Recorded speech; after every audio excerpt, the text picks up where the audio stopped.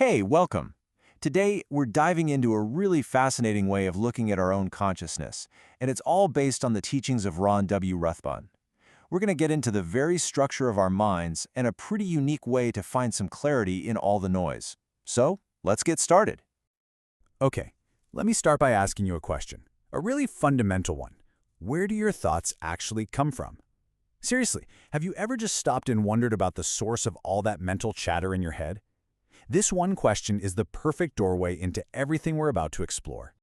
So here's our roadmap. We're going to tackle this in 5 steps. First up is the surface mind. That's where most of us hang out every day. Then we'll dive into our world within, introduce a concept called the Kelee, talk about a big shift from doing to being, and finally get to the goal, the one-pointed mind.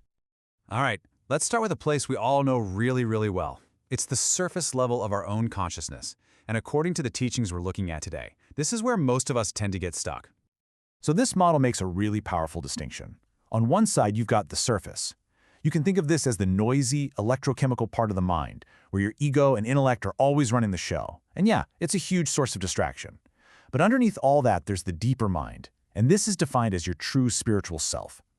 Now, the key idea here is that this deeper part of you is often totally unconscious to you, but only because you haven't learned how to open up to it yet. Okay, so if the surface isn't the whole story, what is actually going on underneath it all? Well, this brings us to our world within, the world of the mind and spirit, which is seen as something totally different from our physical body. And the source material has a very specific definition for this. In this view, the mind isn't just your brain firing off neurons. No, the mind is actually you, as a spirit. It's your deep, fundamental connection to the world. It's even seen as different from the soul, which is described as the part of us that's tied to the physical world. The big takeaway is this simple equation. Your mind is your spirit. And this is why that distinction is so powerful. The whole idea is that when you learn to connect with this deeper mind, you can actually detach from all the constant ups and downs of your body's chemistry.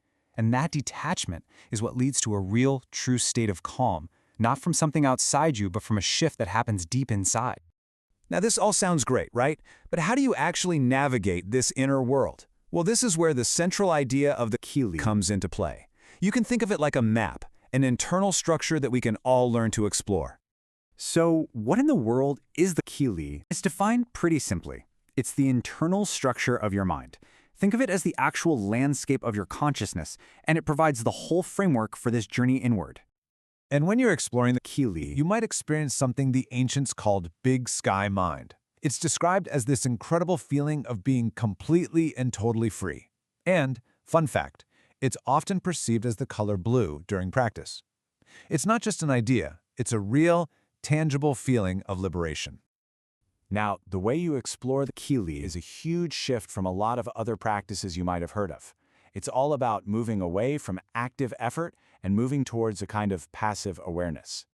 This quote from the source material really just hits the nail on the head. So many techniques, whether we're talking about meditation or just life in general, are all about doing, about forcing something, controlling an outcome, or trying to achieve a specific state. Well, this approach completely flips that on its head. And this difference is absolutely key. On one side, you've got doing. That's all about action, effort, control. But on the other side, you have being, which is about allowing, detaching, and just experiencing whatever is happening. The practice isn't about making something happen, it's about allowing the space for it to happen.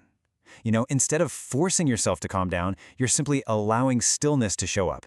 It's a really subtle but incredibly profound shift. So where does this practice of being ultimately take you? Well, the destination, the goal of all this, is a state that the Source calls the one-pointed mind. And what that means is developing what's called one-pointed seeing.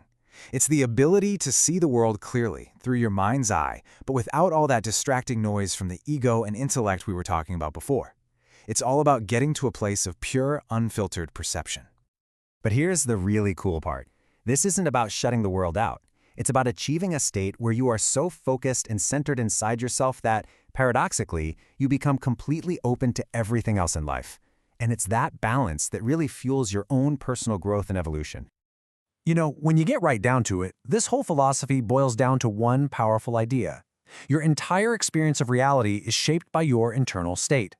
The big question isn't just about what happens to you, it's about the state of mind you're in when it does. And so that brings this whole exploration right back to you. We'll leave you with this question to think about.